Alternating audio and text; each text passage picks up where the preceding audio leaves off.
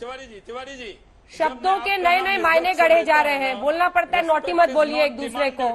और सुशांत सिंह राजपूत जो अब इस दुनिया में नहीं है अपने आप को डिफेंड करने के लिए, उन पर भी हमला करके लोग अपने आप को सही साबित कर रहे हैं। क्या जो आज जया बच्चन जी ने पार्लियामेंट में कहा है, अपने व्यवहार से इज्जत पाएंगे। जी शाहनवाज, क्या जो पार्लियामेंट में जया बच्चन जी ने कहा है इसकी जरूरत थी? रवि किशन तो कह रहे हैं कि जांच सबकी होनी चाहिए और अगर ड्रग्स का वहां पर एक रैकेट, एक सिंडिकेट है तो उसका खात्मा होना चाहिए। इसमें किसी को भी घबराने की क्या जरूरत है? इसमें बदनामी और साजिश इसे कह देना सही है क्या? अंजना, बहुत सारे लोगों के साथ, तमाम लोगों की तरह से जया बच्चन जी की मैं व्यक्तिगत रूप से बहुत बड़ी फैन हूँ। न सिर्फ बतौर कलाकार बल्कि बहैसियत एक इंसान भी मैं उनकी बहुत बड़ी एक फैन रही हूँ, क्योंकि वो मुद्दों के लिए खड़ी होती हैं, मुद्दों के लिए लड़ती हैं और उनके लिए अड़ना भी जानती हैं। लेकिन आज के उनके बयान से मुझे निराशा हुई। निराशा इसलिए हुई, उन्होंने एक बात तो बहुत अच्छी कही कि बॉलीवुड एक फैमिली है जिसने देश को और विश्व को बहुत कुछ दिया है। यदि ये सही है तो परिवार में यदि कहीं कुछ गलत हो रहा है, क्या परिवार देश से परे है?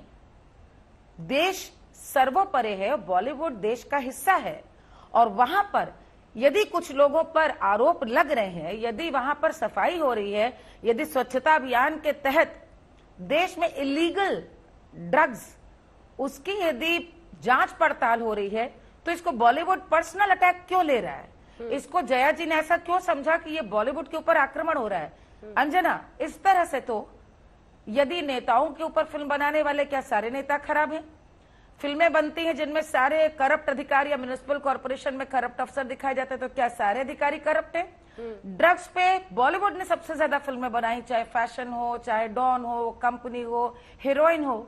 आपने जो दिखाया जांच होने दीजिए, ये तो एक अच्छा अवसर है ना। और अभी भी जो लोग पकड़े गए हैं, बहुत सारे ड्रग कार्टेल के जंगल में अभी तक पकड़े गए हैं, ये सब फिल्म इंडस्ट्री से जुड़े लोग नहीं हैं। कोई बिजनेस में है, कोई उसके आड़ में कुछ और काम कर रहा है। ये एक सरकारी ड्राइव है और इसकी आग में जो जो आएगा, गलत काम यदि करता है तो वो फिर कोई भी व्यक्ति हो। ये कहना कि फिल्म इंडस्ट्री को कोई बदनाम कर रहा है, मैं तो रवि किशन जी के इस यदि उन्होंने संसद में ऐसी बात कही है तो मैं तो उनकी प्रशंसा करती हूँ, क्योंकि सबसे कठिन काम है। आप जिस फ्रेटर्निटी से हैं, यदि आप वाकई वहां की चिंता करते हैं तो आप सबसे पहले आगे बोलेंगे। अंजना, मैं भोजपुरी गाती हूँ, मैं अवधी गाती हूँ, मैं भारत की लोक भाषाओं में गाती हूँ।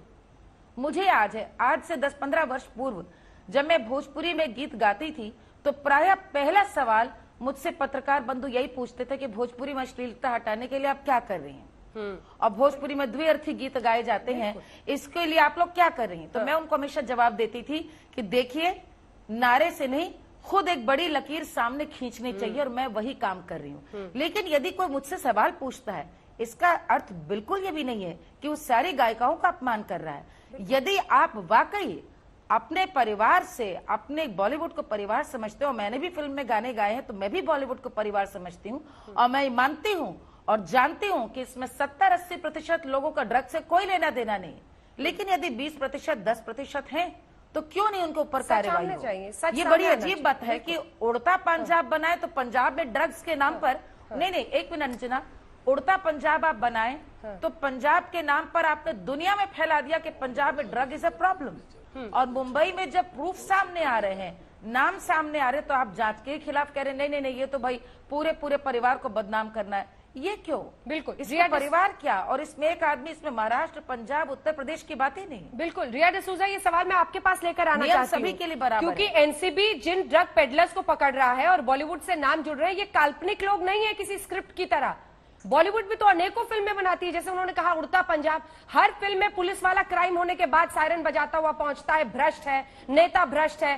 तब तो आप क्रिएटिव लिबर्टी के नाम पर सब कुछ दिखाते हैं। ऐसे तो हर प्रोफेशन वाले अगर मोर्चा खोल दे तो बॉलीवुड वाले ही कटघरे में खड़ा हो जाएंगे कि आपने ये कह दिया, आपने वो कर दिया। ये एनसीबी काल्पनिक लोगों को नहीं पकड़ रही है, ये ड्रग पेडलर्स को पकड़ रही है मैडम, और वो पकड़ रही है व्हाट्सएप चैट के बना पर जो फोरेंसिक एविडेंस है। रिया, हाँ, तो आप कहने की क्या कोशिश कर रही है कि हम लोग जानबूझ के कह रहे हैं कि हम लोग पे इल्जाम डाला जा रहा है। आप टीवी के हर चैनल को उठाइए और देखिए कि हर जगह पे बॉलीवुड को बदनाम, चाहे वो टीवी छोड़िए, सोशल मीडिया पे भी जाइए और हर जगह पे आप देखिए बॉलीवुड को ही टारगेट किया जा रहा है। आपने देखा नहीं, आज से 1-2 महीने पहले जब से सुशांत का ये केस शुरू हुआ है, चाहे आप बोलो बॉलीवुड माफिया कहो, चाहे बॉलीवुड ड्रग माफिया बोलो, हाँ। हर जगह पे सिर्फ बॉलीवुड का ही नाम क्यों चिपका है?